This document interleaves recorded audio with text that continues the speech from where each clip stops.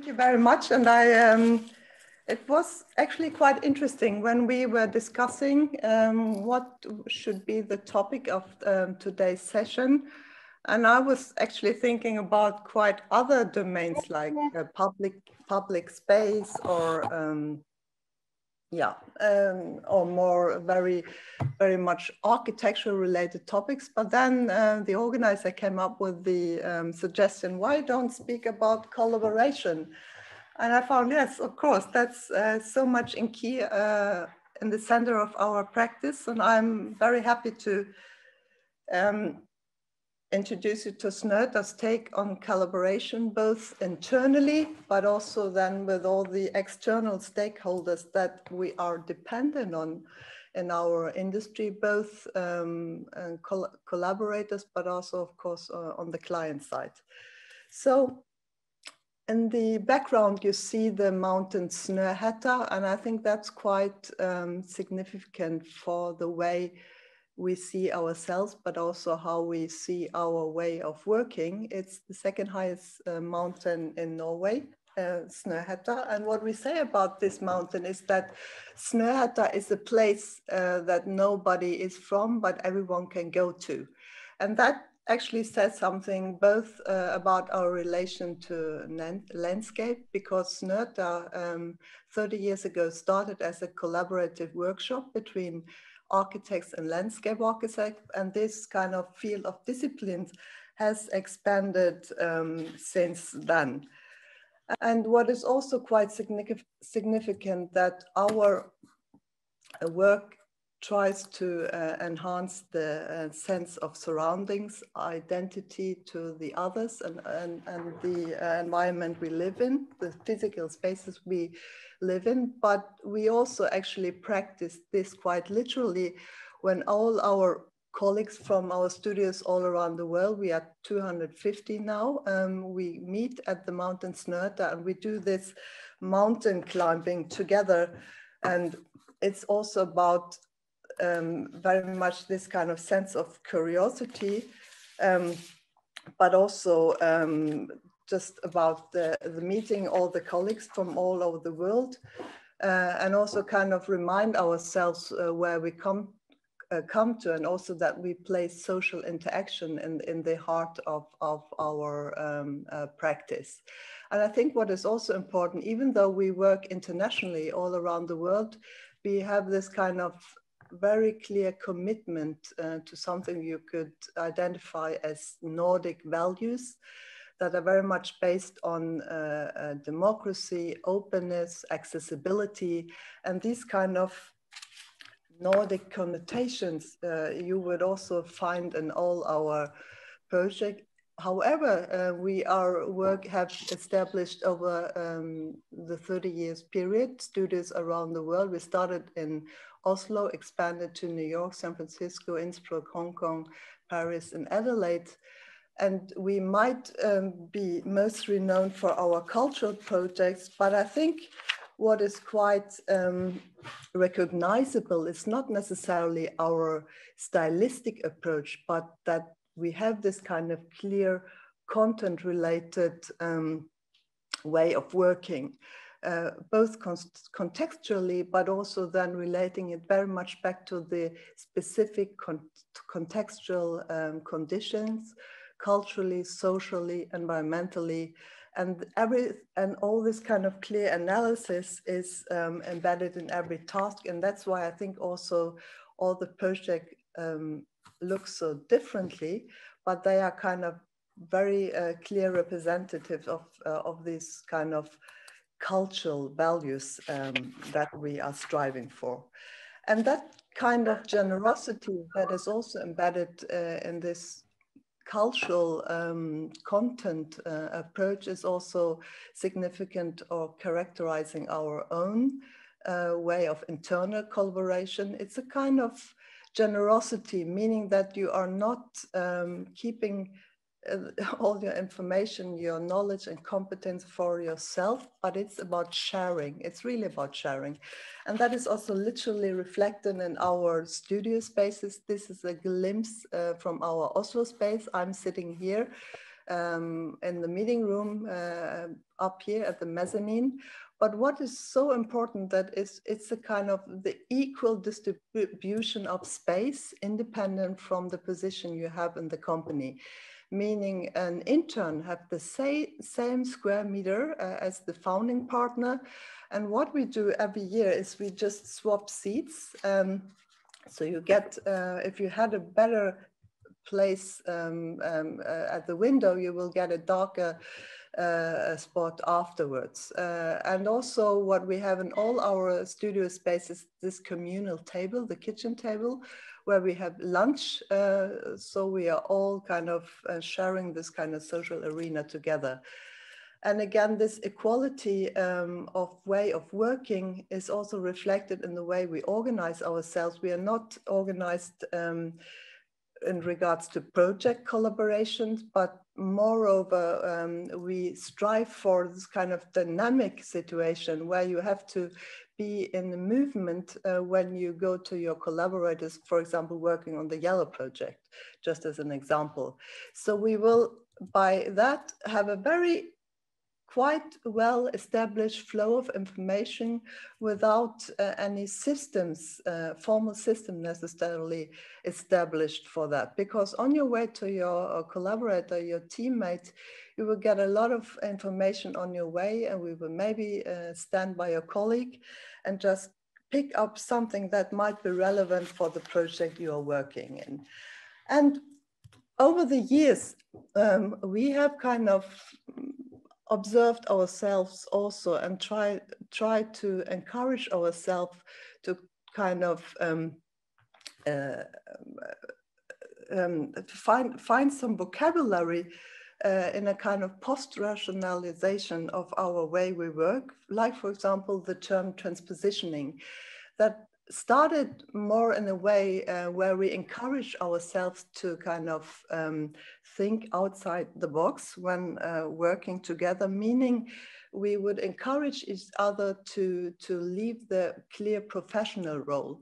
So you should maybe think about an orchestra where you swap instruments, and by testing the other's instrument, that could also, for example, be the other's profession, you will increase your sensitivity towards the other, and then returning back to the team, you will get a better sense of the other's position by leaving your secure professional role, meaning leave your kind of kind of clear understanding, clear defined role. And that also helps to undermine narrow-minded thinking and kind of support the innovative approach that we have as a clear internal project in a way with all the projects that we are working in. And that is not necessarily only about internal collaboration, but it's also a lot about to have this expanded network that started very internally and then increased with the disciplines,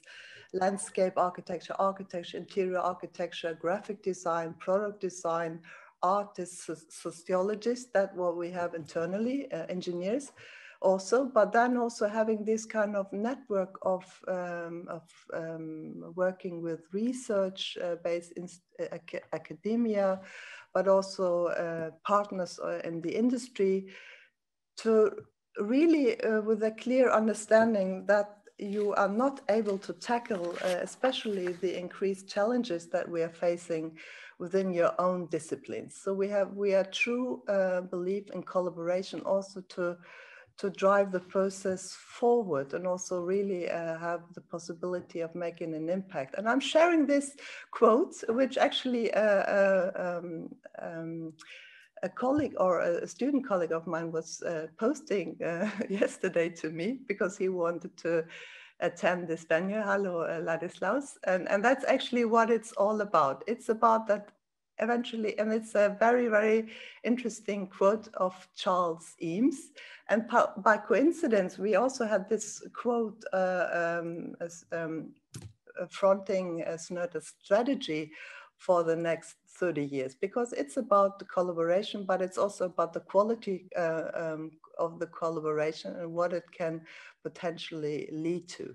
And that leads me to the next field of research, where actually Snøhetta was the object of a 4-year academic research project that was initiated by the SINTEF, that is a Norwegian research body.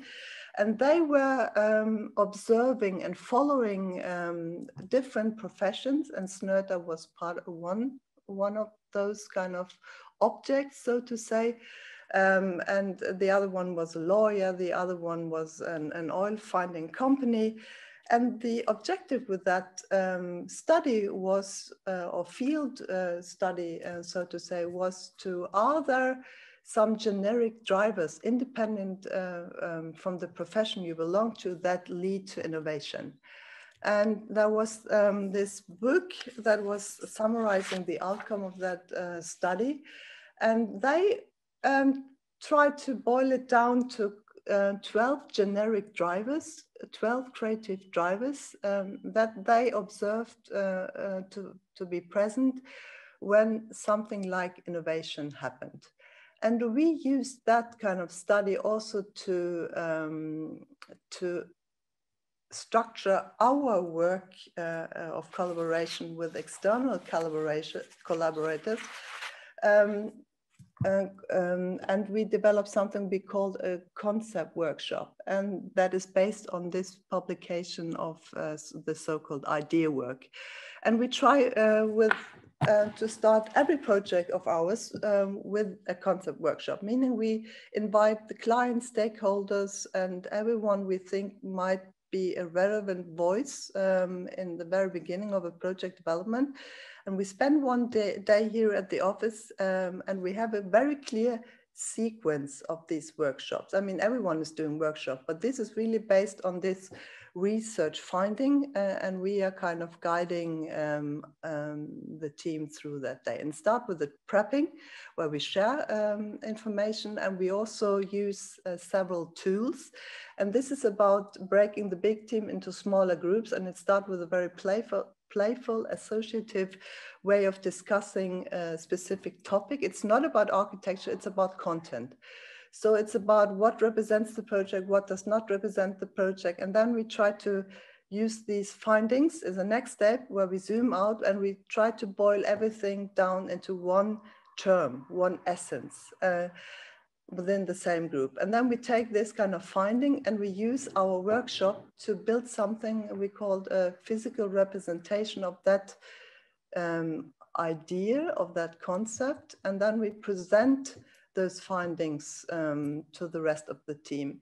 And it's about a kind of maturing throughout the day. And at the end of the day, ideally, you end up with something we call a conceptual springboard, meaning an essence of an idea that will be the platform for the further development of the project. And what we see when we are able also to engage our clients in the very beginning of the project, and also opponents we sometimes include into those processes, because we see very clearly if you are contributing to the very beginning, to the birth of an idea, of a project, you also want to see how it evolves, and also you want to see your own contribution grow.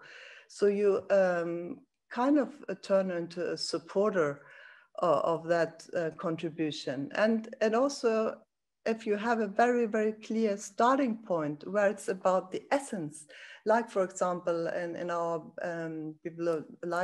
Alexandria library, the microchip that was kind of the driving force, or when we work with visual identities for the Norwegian national park, where the portal was part of that finding, or when we, for example, for the opera project in Oslo, where it was about kind of creating this social monument instead of a cultural monument, arriving from this very clear cultural heritage, the right to roam, where you can freely in the Nordic countries move around in the landscape, independent from private property rights. Those are all kind of findings that we, together with the project team, cultivate in those very initial collaborations where we really hesitate also to draw. It's really about content and to taking this further. And we try to call that kind of knowledge-based intuition, because of course these ideas do not kind of evolve in a vacuum. It's really about this kind of contextual competence base that you need in order to kind of combine things in a different manner, and then that will lead you to those surprising ideas. And collaboration is obviously also about working in cultures that are very different from the ones that you belong to. Like, for example, our King Abdul, the ITHRA project, the King Abdulaziz's Center of Cultures in Saudi Arabia, where we very, very closely with our clients approached the content, but also having them actually here working with us on the project. And you have to envision this project is about public cultural program. And there was nothing like that before. So this project was also kind of a starting of a journey of having this accessible public cultural facilities in a way. And this was also to us really reflect upon the value of culture in society. So when we were thinking about how to kind of combine those different programs, it was museum, it was education center, it was library, and it was all kind of virgin within that context, not for us, obviously, coming from a completely different cultural background where those expressions or public amenities are very well established, but kind of how to kind of create this kind of low threshold, working from a very abstract point of view, to think about what is culture, and trying to kind of find this representative idea, like you see here, the keystone, the stones that form an arch, and the keystones coming from this Italo Calvino's image from the Roman arch is holding everything together. And this is kind of also the role of culture in society. So when you have this kind of very strong concept in a way, it's also easier than to onboard external collaborators, like we here, we had this kind of the stones in the desert, and then elaborating the how to work with the facade, where we had Giese on board, and also have these mock-ups in front of our own office. And then also being present on the building side as women. We were really, I think we were mostly women working, including myself, on that project for a long period. So they asked us at some time, what's wrong with the Norwegian men? And you can see here a compilation of this 120,000 square meter program leading into this internal plaza. And also when coming from I mean, there are obviously no cultures that could be more opposite, like the Scandinavian kind of culture with the equality and everything, as I mentioned in the very beginning. And then meeting and collaborating with a culture like the Saudi Arabian ones. And also we had them sitting here at our office, starting to wanting to have a cell office, but then being so inspired of the way of working, then they suddenly wanted to have a seat, an equal seat within our kind of cultural landscape, so to say. And also what we managed to negotiate here, that men and women can walk through the same entrance, for example, that they have the same lane and driving to this venue. So these are all kind of achievements that you shouldn't underestimate the value and what kind of the impact architecture can have on social change. And that is, and to have that impact and kind of initiate these changes, collaboration is key. Another example I wanted to share with you is a collaboration we have with the Norwegian artist Bjarne Melgaard, and that is kind of the other extreme, because the task was here to create a house to die in. That was the kind of the working title.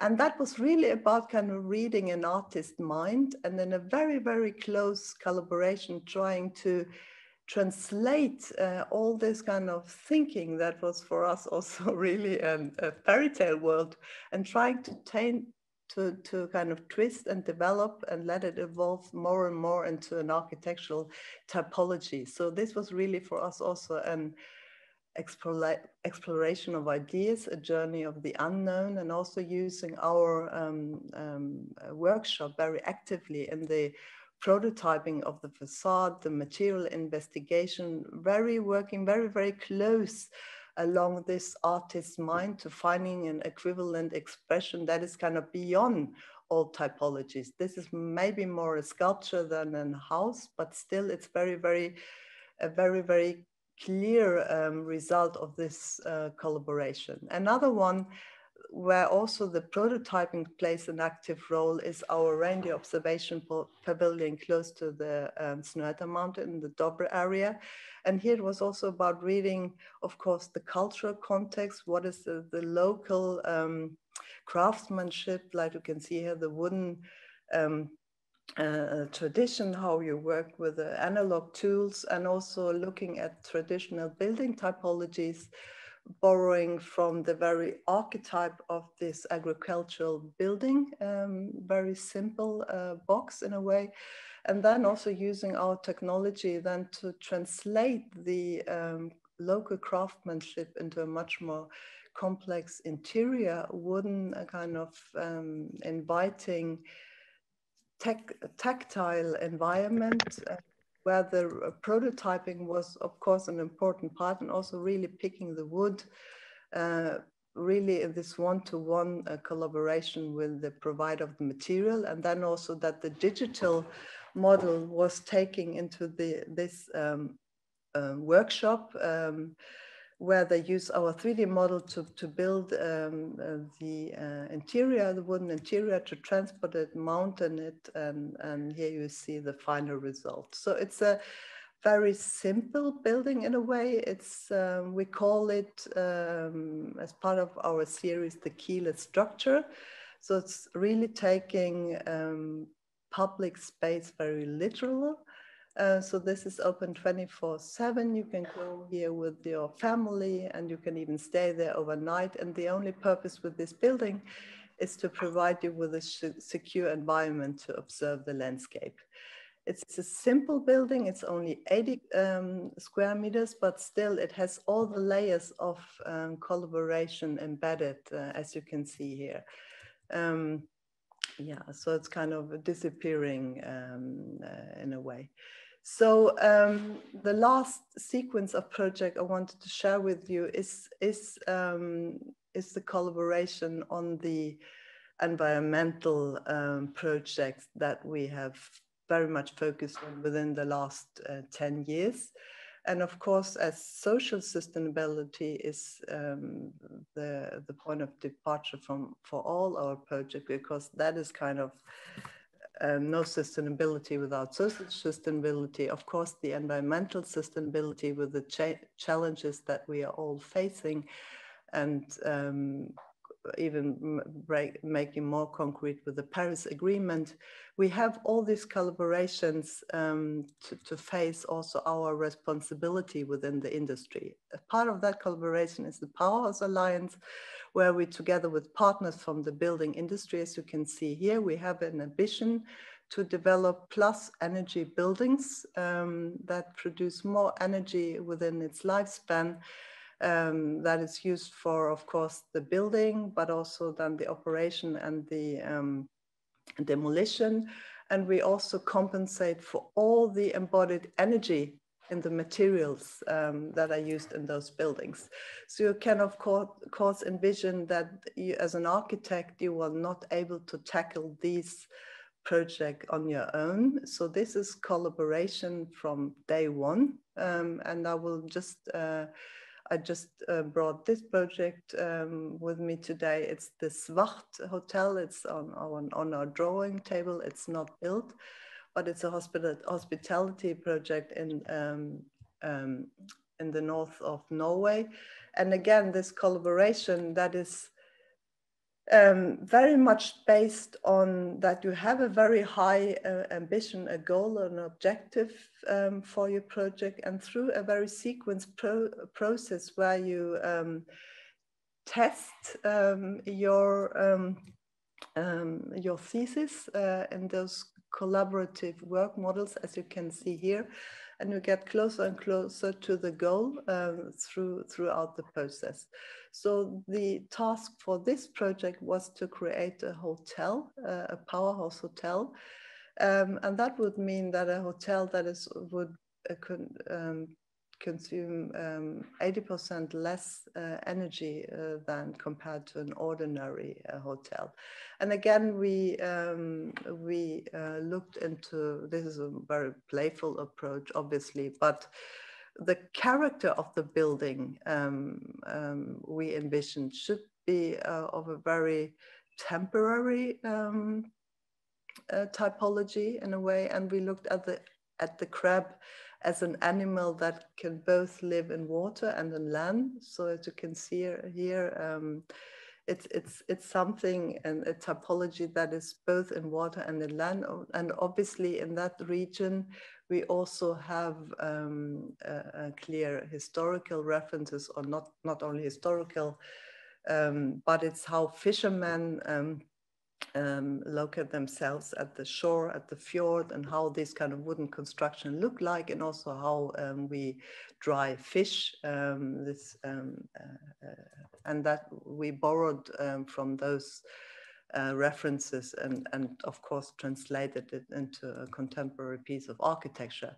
And when it comes to the form finding process, and where you have this kind of clear sustainability goal, this is not a form finding process based on intuition or on ideas, or this is a very research-based process where constantly you are measuring the performance of your development. Like here, obviously the building has to produce energy, because that's also part of the definition. So the solar harvesting and how the building can kind of be to get an optimum shape in order to get the best out of the local conditions, and is kind of a constant information back and forth, and also having this embodied energy calculation that is also informing the building. So a very conscious approach.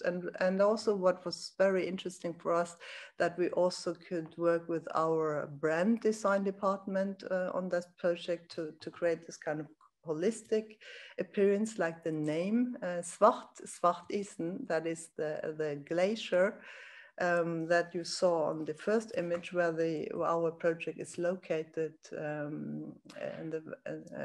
at the bottom of the glacier, but also working with a wayfinding system that is very much related to the topology itself, and working very much with the directional approach. So distancing ourselves from the classical wayfinding system you find in ordinary hotels, but also trying to contextualize this one, having this kind of degree approach related to the position of the individual rooms, and also then the interior, the color palette. So really trying to customize and again contextualize also the wayfinding profile to the project itself.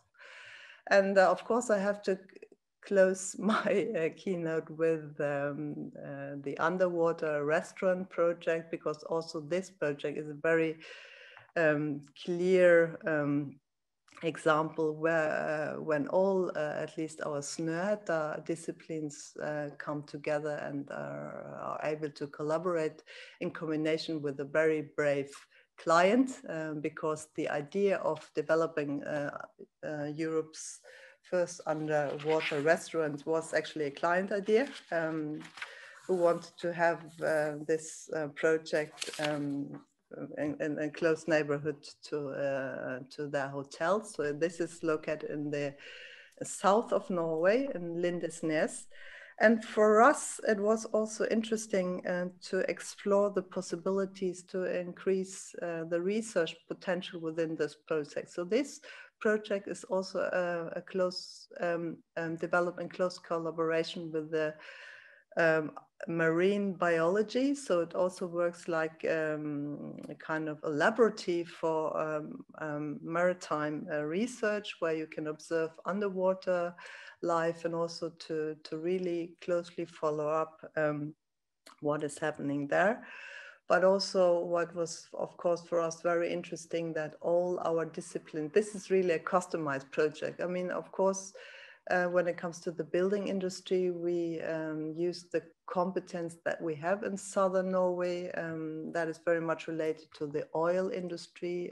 So working with kind of this maritime submarine construction, it's not very foreign in those areas, but still also being able to really working on this very refined expression. What is kind of relevant for this project? And also, as you can see here, working with the textile, what does it mean when a project is both underwater and above water, like a kind of a periscope, and how we work with this kind of color transition and creating this kind of different atmospheres.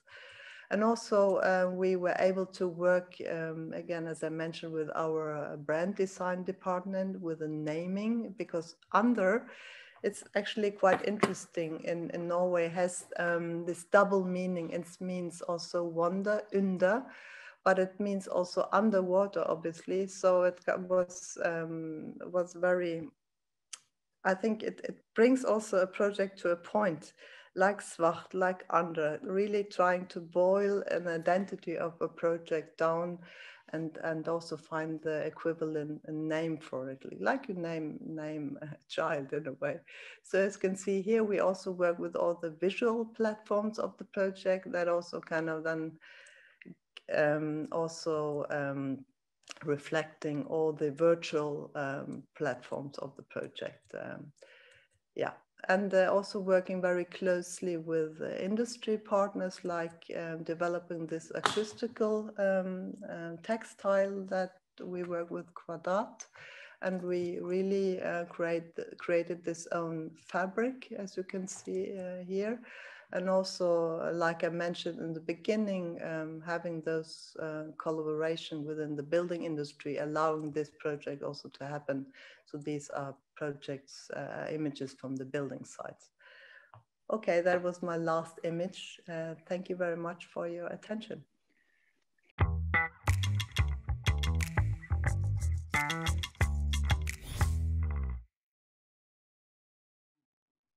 That was remarkable. It's amazing to see your projects and have the opportunity to get to know them and understand them a little bit better. You have mentioned, so before we all start talking together and discussing about this topic, we would like to get to know we would like to have the opinion of two of our partners today. And Jette, you mentioned the importance of collaboration also with industry partners. We have Stefan Hoske and Miguel Kripal today with us. They are also architects, which is great. Let me introduce the two of them together. There are so many people here. I see Miguel, but I don't see Stefan. Well, I guess I will see. So many people here. Hi, Stefan. If you can turn on your microphone, I will introduce you both, and they will be interested if we can start a conversation. So yes. Stefan Hoske, hi Stefan, is interior architect, but also key account manager for architecture and design for Axor. And Miguel Kripal is architect as well from Portugal and works at Graphisoft since 2012, and at the moment is key account director at Graphisoft. So thank you for joining us today. Maybe, Stefan, would you like to start with your opinion about collaboration. Yes, thank you, Fermin, for introducing me, and thank you, Jette, for your fantastic presentation. I have to say I'm a fan since 20 years when I visited your office first in Oslo, and you have been, I think, 25 people, and I was invited to make a presentation, and you just started lunch. That Stefan don't care, we have our lunch, and you make your presentation. So very democratic, very innovative. It was, I think, the Library of Alexandria this time, and the Oslo building. And I, work for Axor, and we are all around the world. We work in 140 countries, and we work with a lot of architects and designers, and have a very nice design. And it's not easy to find always, would say, a design which is very exemplaric. It's very unique, and the other way, it has to, everyone has to like it, to get to different countries. And I'm really amazed that your architecture not looks like architecture in most of the world, like in New York or like in Singapore and Shanghai, where you go around the world. They look very similar. And so I'm more than happy to learn more about from your thinking, that you find your customers, why the customers come to you. I see it's a lot of nature in combination with high technology. So I think this is a very interesting combination, which I prefer also a lot, to have a combination to go really in the like in the Lofoten, and you find fantastic architecture. Thank you, Stefan. Miguel. Yes. Can you hear me? Yes, I can. There's so many people here. Thank Miguel, you. Nice that you participate. And so now we have the opportunity to discuss this topic with Jette. Yeah. How was collaboration for you as an architect, and how do you experience collaboration as part of Graphisoft? Yeah, so collaboration, for me, this theme is central to the architectural profession. As the buildings get more complex, and as the programs get more evolved, and as all the building materials and techniques are more complex too, the architect is no longer able to decide everything by themselves. So they really need the help of all the disciplines and even of the customers and the communities and everyone else. So this is how you can achieve a good architecture. We at Graphisoft, we have been focusing on providing tools for architects, design tools. And as we have seen the industry evolve in the last 30 years, we see more and more architectural offices also become like Snøhetta, so integrated offices, where this is no longer just the architect thinking about their own idea, and then in a waterfall process, they send it to the disciplines, to the other disciplines, to work out how the building will stand, which is also very hard for buildings like this, very unique buildings, very challenging buildings from the structural point of view and the environment point of view and everything. But we also see that the role of the architect is changing. So for me, a question I would like to ask Jette is, and I really love this concept of generosity. We have been talking about trust between disciplines, but I think generosity is a much better word than trust. So this generosity that your collaborators and have between each other, so that they can really understand how the other person is working and can add to their work and not just do their own work. This also is a challenge for the architectural profession, because the architects traditionally have been educated as being the central role of the design process, and everyone else is there just to help them materialize the vision. So I would like to know, with your experience managing such an office with this type of architects, what's really changing in the architectural profession, the architects themselves? What are the soft skills, hard skills that these architects need to have to be able to be no longer the central piece of the design, but more the conductor of the orchestra, let's say? Well, that's a quite complex question. But maybe let me start with an observation. I think that the architect, at least from our point of view, you have to be ready for collaboration, obviously, because the complexity of the project are increasing, and also we have the climate change that our industry has to face and also to tackle. And we see that very clearly from the project where we actively try to contribute to go in the right direction. We can't do it alone and not at all in a vacuum. So we are dependent on the other competences to reach that goal. So that is a very measurable way of working, but you were also talking about the soft skills, and I mean, you have to come to the table with an open mind. At least in our working environment, we have something that we call a collective authorship. So you also have to be ready to kind of dedicate yourself and your creativity to the team, to the collective in a way, and that is something that is our way of working, obviously, and it's not maybe the ideal for everyone, but we have the clear belief that that in working in the team and in a collaborative open working environment, that we are strengthening each other, and we are also able together with the joint force and all the different opinion, we are kind of increasing our potential in a way. And I think also, I mean, with our true belief in having this, I mean, we call it our internal project, that we want to change also the industry. We want to have an impact. We want to drive things forward.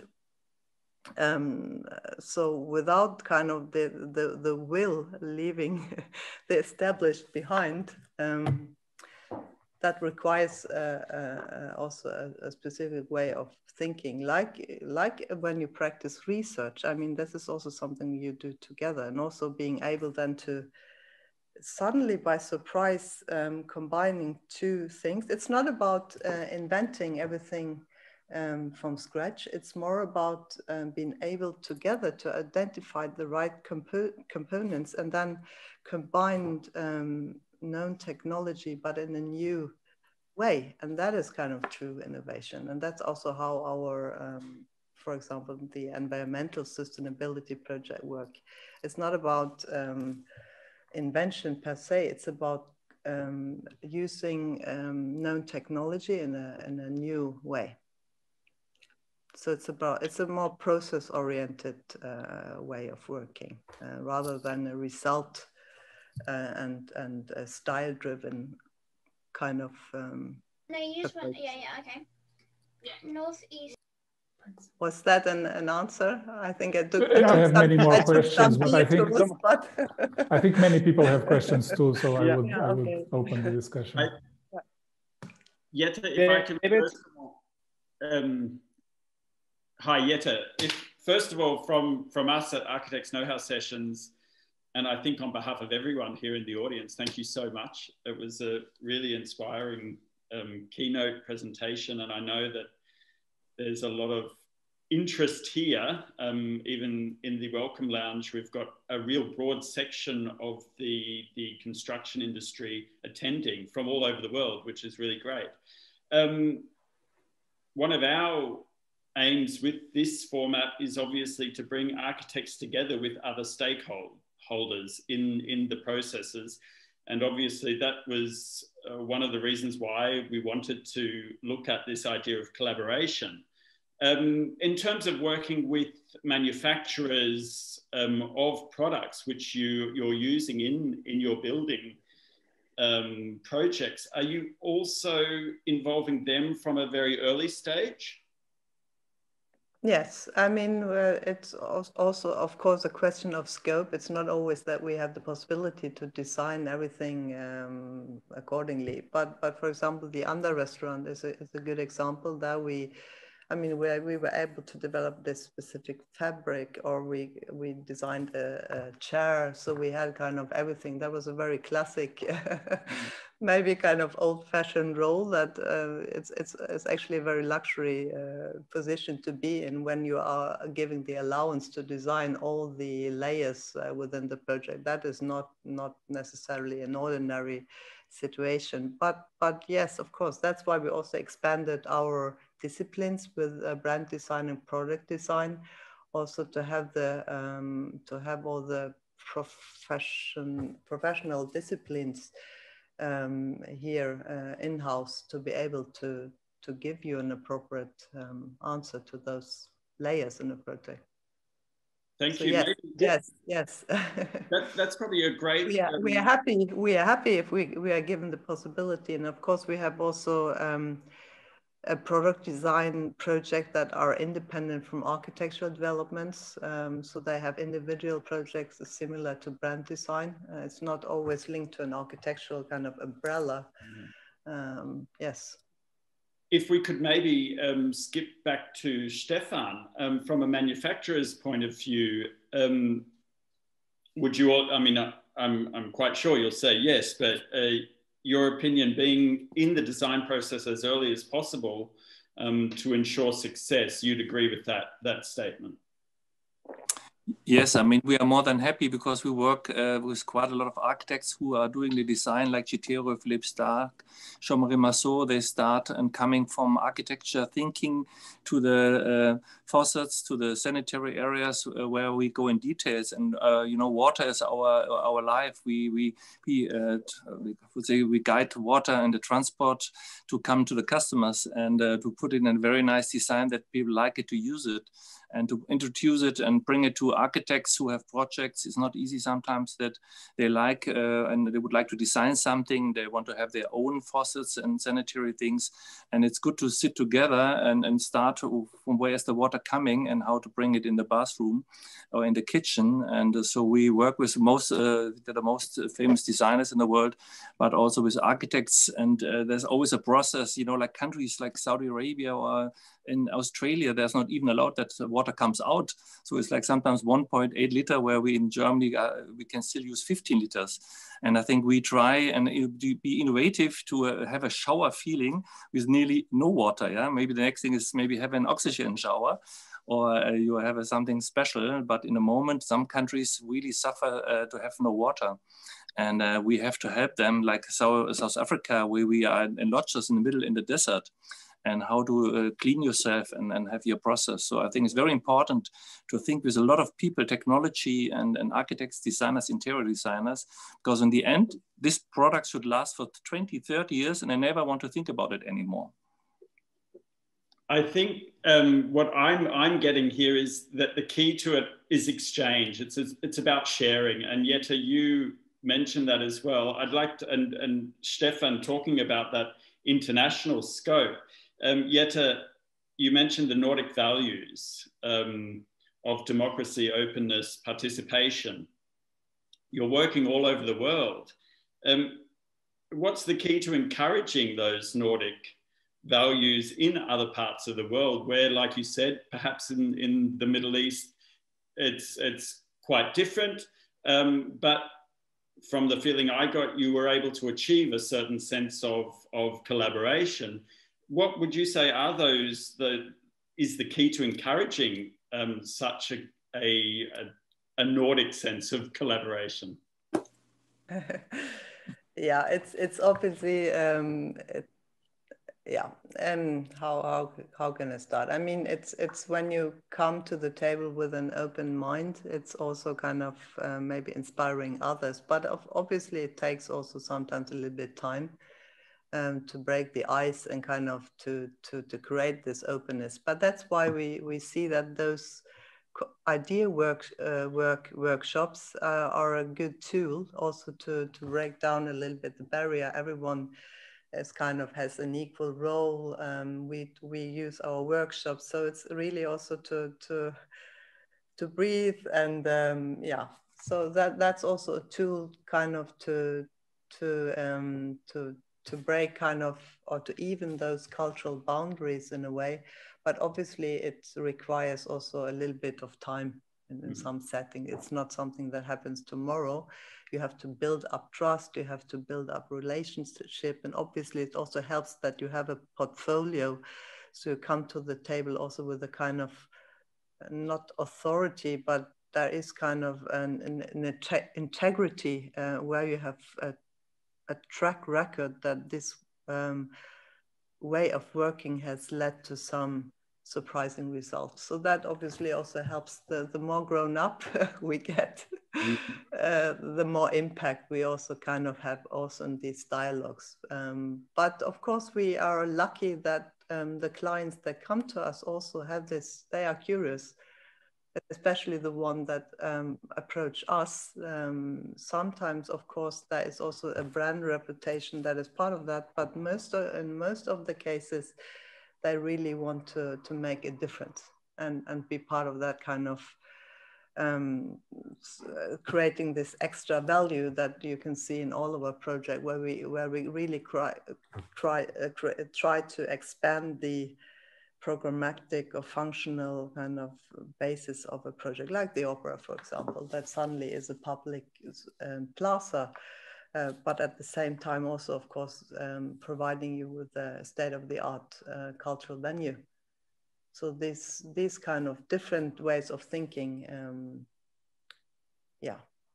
Now I lost a little bit the track, but really inspirational. And it's like the Norwegian is going on cross country skiing. You start to go then. Well, we're going to give you a little break now. We'd love to give you a short break, because actually another goal of our format is to encourage engagement. Also in a almost, I would say, a form of collaboration with our guests who are here tonight. So we've got about, at the moment, I mean, we had 150. Unfortunately, a few have probably gone. We only have about 15, 20 minutes left. We'd love to hear from everyone else here in the room. I've spoken to a few in the build-up to the, or during the welcome lounge. And we certainly have, I know, quite a few guests tonight from the US. I'd love to hear from maybe other architects in the room, if they, or have they got any particular strategies themselves, how they encourage collaboration within their own design projects. So I'm opening up the discussion now with the guests. It's hard in this digital age to moderate that as cleanly as possible when we can't see everyone. But if one person starts talking, then just please stay back until there's a pause. So we'd love to hear from the audience. Are there any particular strategies that you're using in encouraging collaboration?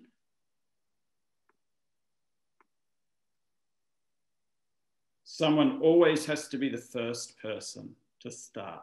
The good part of it is that we know that we have guests here that we know well, as like, for example, Amandus Sadler. What an honor that you are also participating. And I'm sure probably you know each other, Amandus and Jette. Jette, one thing about your presentation, or one slide that is still in my mind, is this one with the workshops, like 5 of it during the process. It kind of explains a lot about your collaboration process in your office. But Amandus, in your office, how do you push collaboration? How do you try to have this collaborative mindset with your colleagues? I think in our plannings and in our offices, we all do this integrated planning with different engineers and different people, landscape architects and so on. So we start these collaborations in the competition phase and don't stop it anymore until the end of a project. For me, collaboration gets more and more interesting about content-related things like sustainability. I want more and more work together with people have the same sense or meaning about sustainability, and so that is my focus at the moment, to look for new networks and new collaborations, to have one aim to get another way to build and work in the future.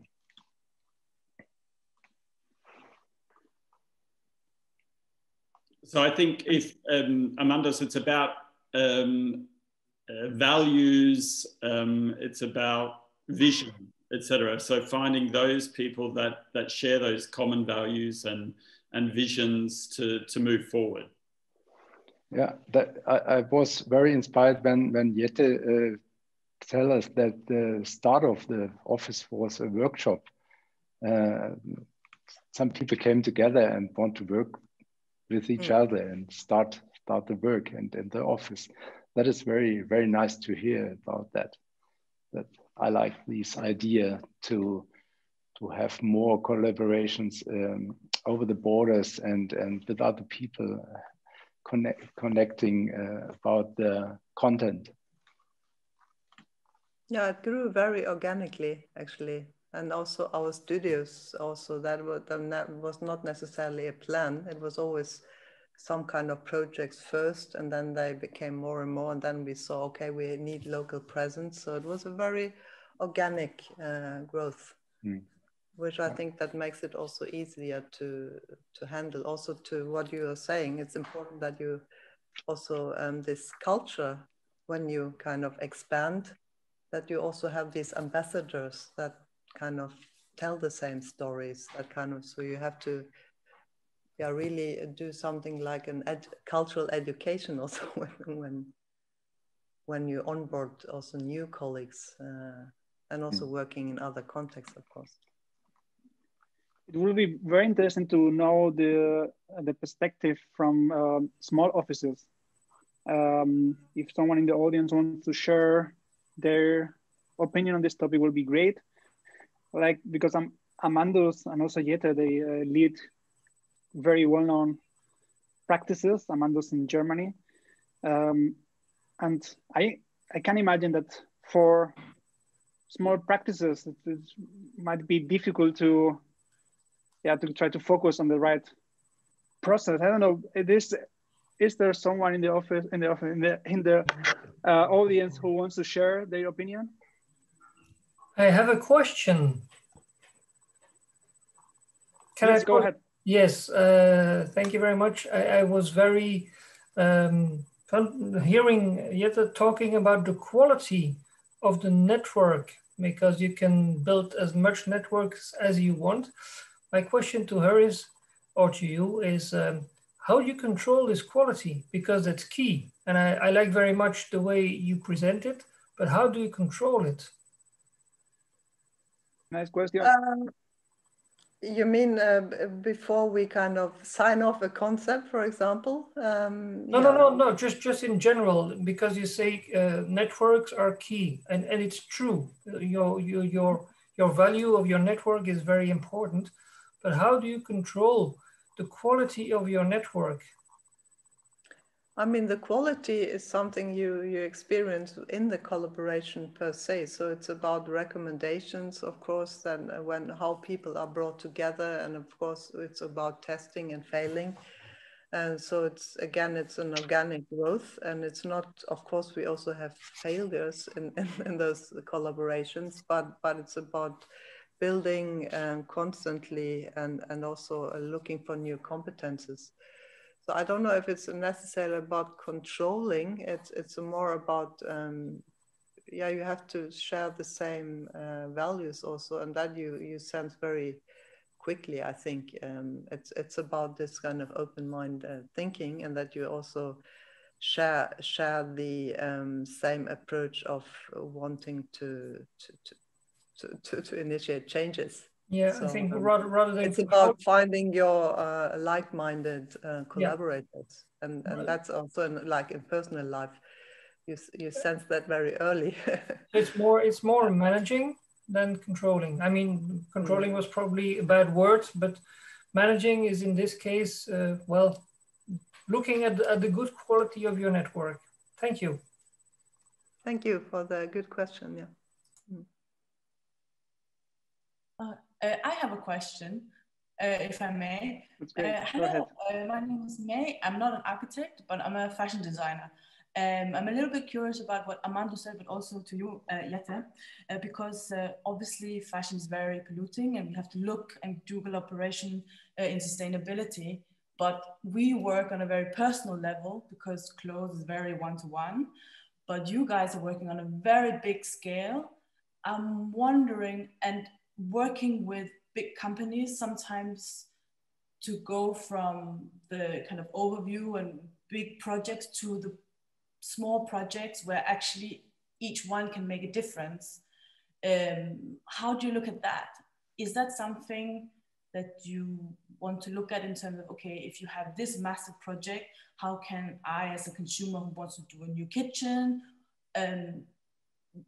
lend into your knowledge of sustainability? I don't know if that makes sense, but to make it personal. Oh, so it's not necessarily about consumption, your question? I'm not quite sure if I got the right.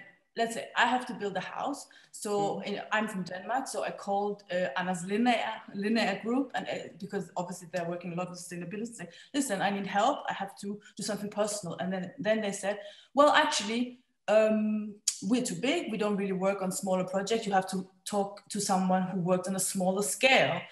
But so that's what I mean. What do big companies like yours, do you look into more how to change the world literally from the ground up, or only from the top view? No. Okay, then I understand. No, it's not at all about the size of the project. It's more about, of course, the collaborator, the client, because, and then we give it the same attention, independent from the size. It's not, and normally I include one last project because it says something about it's our tiniest project, but for the largest number of occupancy, it's actually a beehive that we have designed here, 2 persons, and we also built it in our model workshop, and we personally mounted it on the top of some buildings here in Oslo. So it's more about the level of sustainability maybe, or the impact that you can create. It's not at all dependent on the size of the project, sometimes the contrary. So it's more about what you do with the project, and how you kind of how you manage your possibilities within the range and that you are handling in a way. Great, thank you. It's for the same. We work in all levels, in all sizes, and new projects in the city are often to add something at an existing building maybe. And that are not always very big constructions. It's sometimes very small, but we try to do that more and more, because that is the future of our work as well. On the one side, we build high-rises towers, but on the other side, we try to build in the existing situations in a city, to add on a roof, or to add on at an existing house a new part. And that is very important to look to these small projects in the future as well. Or to simply transform an existing building structure. We see, of course, more and more of those projects, especially in the European Union. That is not about creating something new, but it's something to give it a second life, or to increase its sustainability footprint, for example. I personally find this project super interesting.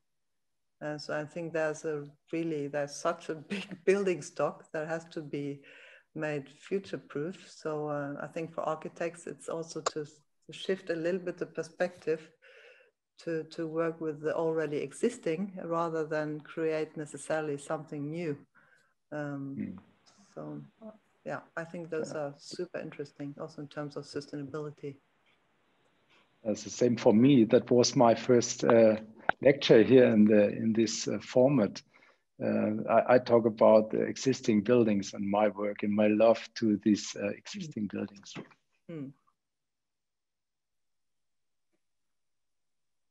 Anais, would you like to share with us the question from the chat? We also have some questions from the chat, exactly, because I think some people feel more comfortable just writing their questions. If you collaborate with local architects in order to design and build a project within the local norms, what is the procedure and who else is involved?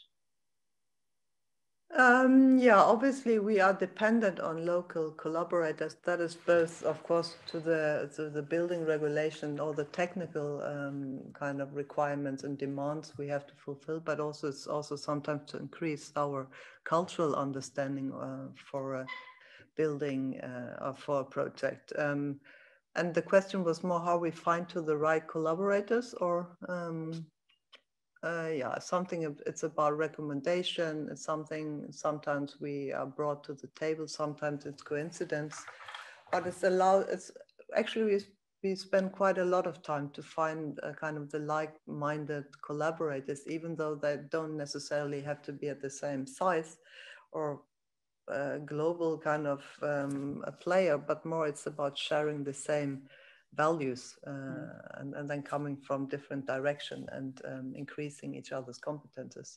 Yes, and we are very much dependent on local collaborators. I have a question for locations where we don't have studios. Yeah, we collaborate a lot. I have a question for Stefan and Miguel, because of course we want to. So as an architect, collaborate and be open for collaboration, but how it is from the industry. So how the industry support a collaboration without trying to sell us a product. It's about the collaboration, about a concept, about doing something different in a way. Yeah. I will try to answer, but I will send this answer back to Jette because I'm much more interested in her opinion, sorry. So our end goal would be that technology is invisible. That would be the ideal world, where technology is there just to serve what people want to do. And you don't see it because it's like air. Of course, there's a theoretical concept, and in practice, you need to have tools, you need to have collaborative environments, technological collaborative environments. As was mentioned, these are different teams, worldwide distributed, complex, moving teams. So and there are processes that need to be respected. I have a big curiosity about how Snøhetta sees this design and collaborative technology that is starting to take over the design world. So of course you have a very organic process. You use a lot of manual, simple meetings with building up concepts and stuff like this. But at the end of the day, you have deliverables. You need to deliver drawings and models and everything. So do you see that this design technology, design environment based on technology, is it good? Is it bad? Is it a mixed bag? So is it helping you more than hindering? Is it making it more bureaucratic to design? Of course, we know it's providing you very powerful tools to do data analysis and decisions, but how do you see the industry is going there? Is it in the service of the designer and the architecture itself, or is it more in the service of the software industry? No, it's all about the competence of the user, obviously, to make those tools and the programs to help you to go in the right direction. But our working method, as you also said, is of course about the balance between the other analog and the digital and informing each other. So we wouldn't only stay within one sphere, but I mean, we have a natural curiosity, also testing digital tools and also let them drive the design. So I think we don't have this kind of, it's very curiosity driven. So for us, these are all helpful tools in order to support our design work, and also in terms of efficiency, obviously, and time saving, and also a collaborative when we can all work on one digital model.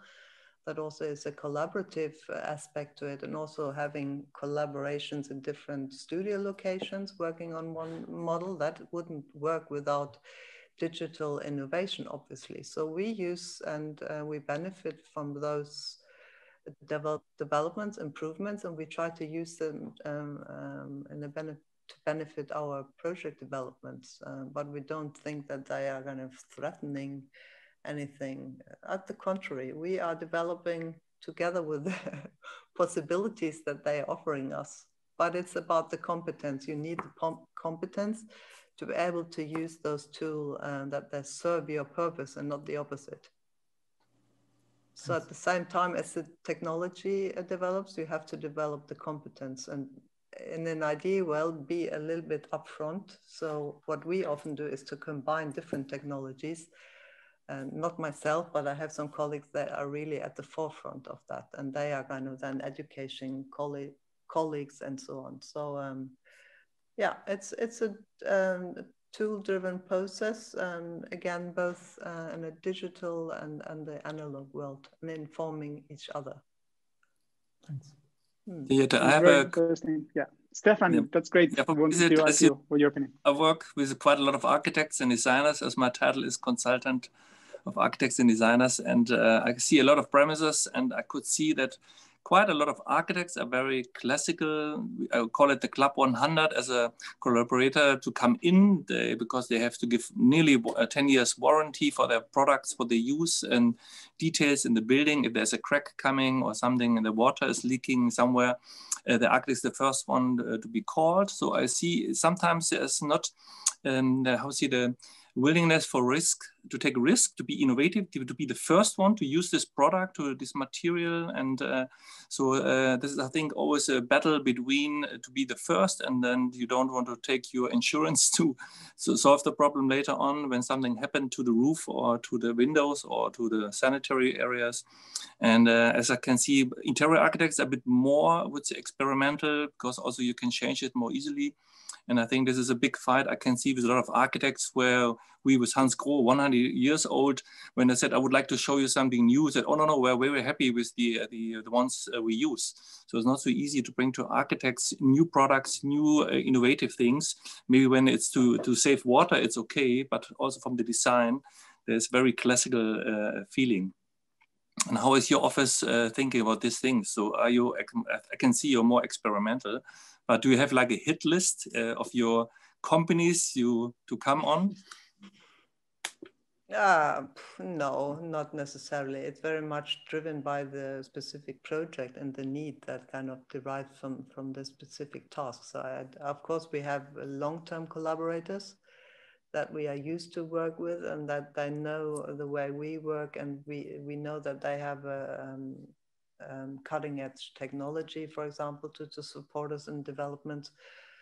But we also have a lot of new collaborators. So it's both, I think. We have a core kind of sphere of collaborators that we have worked with all the years and on types of services, but then again also expanding into new direction, especially since we are working with universities and academia, and also testing completely new technology, which again requires a brave client who wants to be part of that to get around this kind of insurance discussion, which is sometimes a little bit annoying, but we are lucky that we have a lot of collaborators that also want to move into a different direction. Thank you so much. Especially on the powerhouses, obviously, where we are testing completely new solutions that are not embedded in any rules yet. So we are also, well, these are pilots, obviously. I think we need another session on this topic, as we have still many questions, and they're coming in all the time. But when I look at the clock, we're already at the end of this wonderful session. And as Jette, especially you, are very busy, we don't want to keep you from working, but we want to say thank you for this inspiring impulse and discussion. And we want to thank also Stefan and Miguel for being part of it. And of course, we want to thank everybody who was joining, who's still here. Jette, Stefan and Miguel, if you could just stay in the room afterwards, that would be very great. We hope to see you all soon again, probably in the next month. Make sure to register to our newsletter, to visit our LinkedIn page or Instagram, so you won't miss when we'll have our new Architects Know-How session. And we all want to say thank you, take care, and see you soon. Bye-bye. Thank you for attending that. See you soon. Thank you, Jette. Thank you very much. Bye. Thank you. Bye-bye. Thank you.